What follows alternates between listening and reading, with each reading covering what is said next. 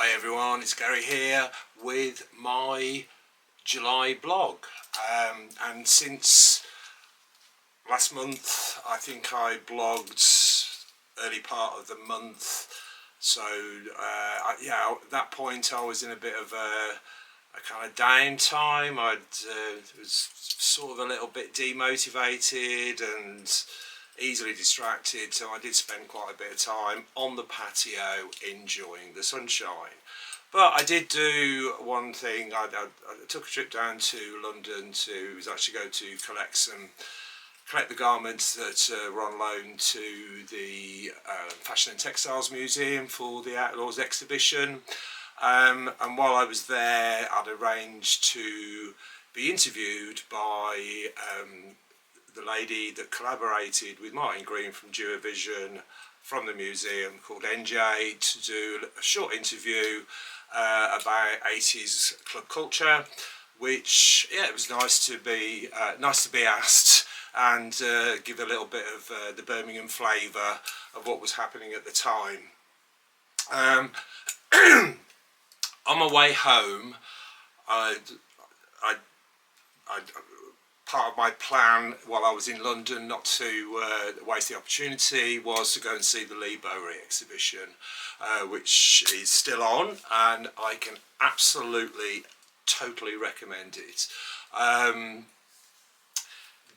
Just so many really fantastic and unique items, and at the time I thought Lee Bowery was absolutely amazing, just so edgy and so out there and so unapologetic and so unafraid. Going to the exhibition and reflecting on what the time was like, the 80s were a bit of a creative wasteland, to be honest.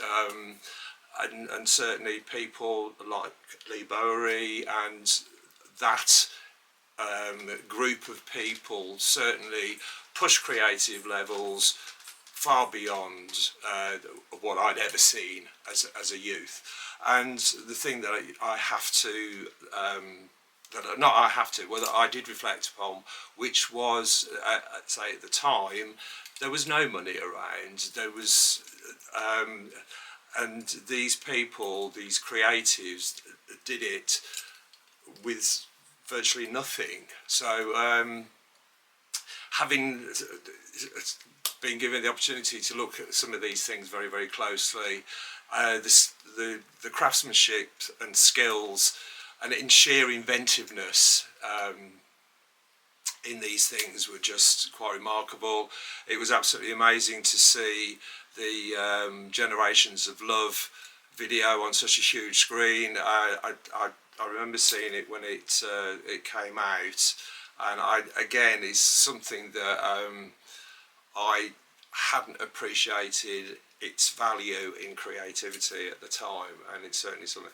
And it's also it was a great joy to see an image that resonated with me at a young age, which is the David Gwinnett picture of Trojan and Lee together.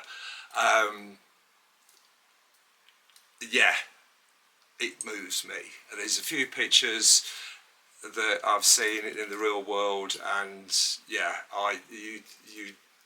something that you feel.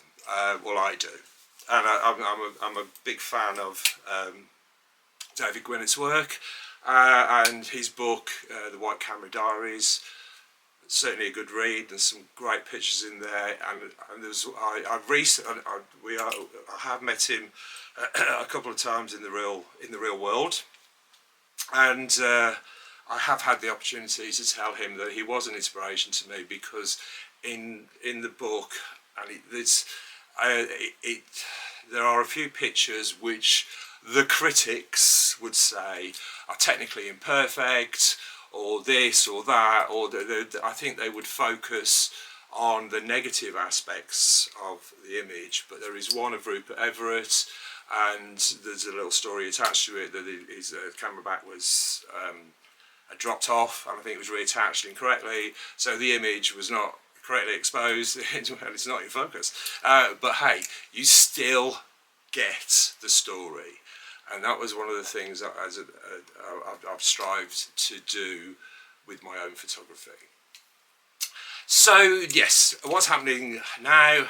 At the moment, I do have 19 frame prints of my new digital art up in Eden, which is on the just off Her Street. Go down the end of Her Street, turn right, it's down Sherlock Street, and it's on your left hand side.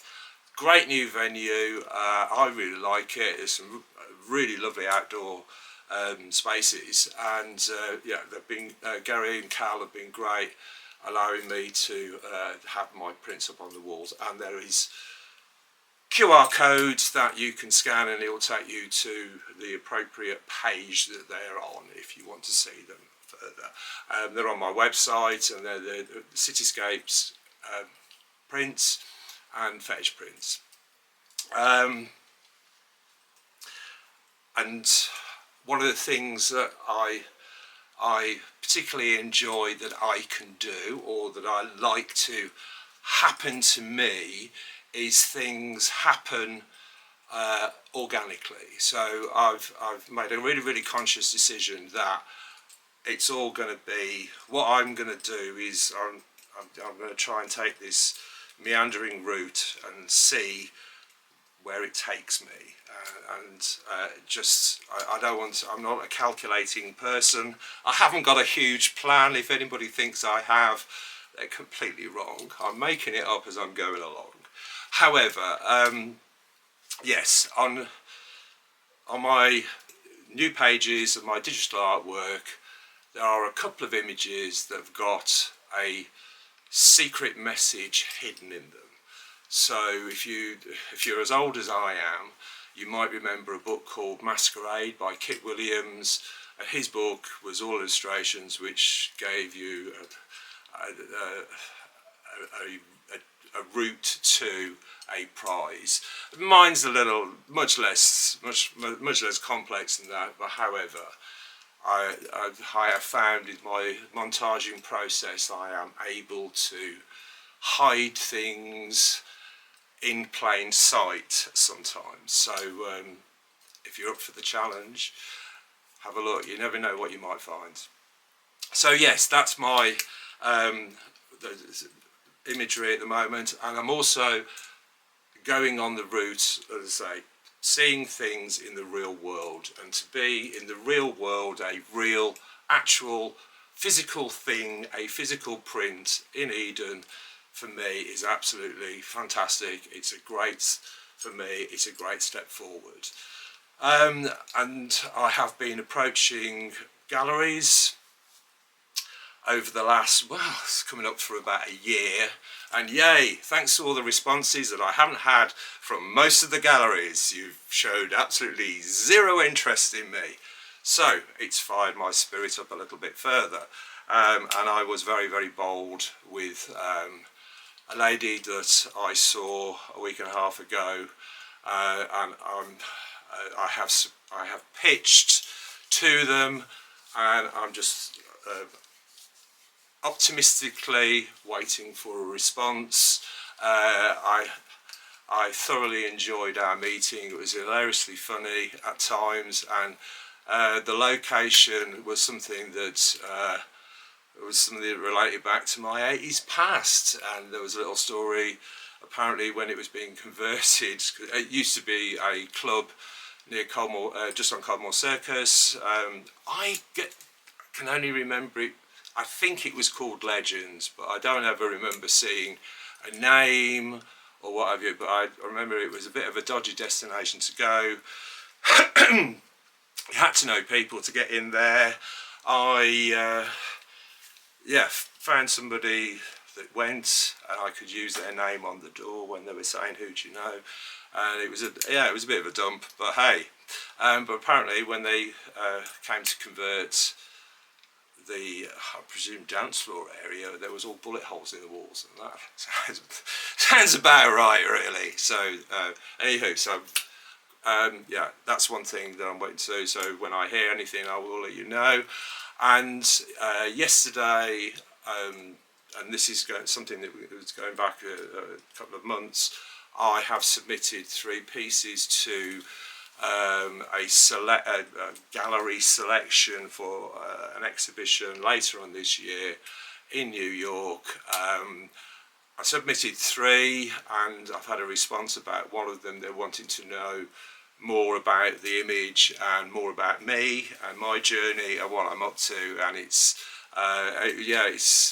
writing pitches and talking about yourself in a arty tone is kind of a bit out of my usual not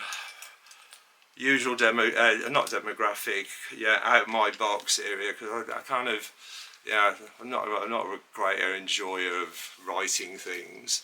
I'd rather have visual things. So anyway, yes, I've responded to that, and I should know around about September whether I've been accepted into this kind of cool exhibition.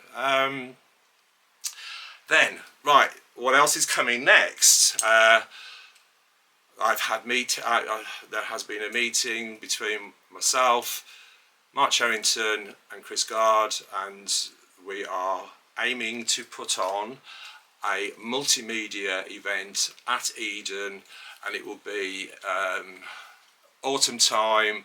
I'm just waiting to find out dates from Cal at Eden, because that's where I want to do it, because it's a great location and their facilities, their venue upstairs is just really fantastic. So I'd be a fool not to want to have it there. So I'm just waiting for a date from them.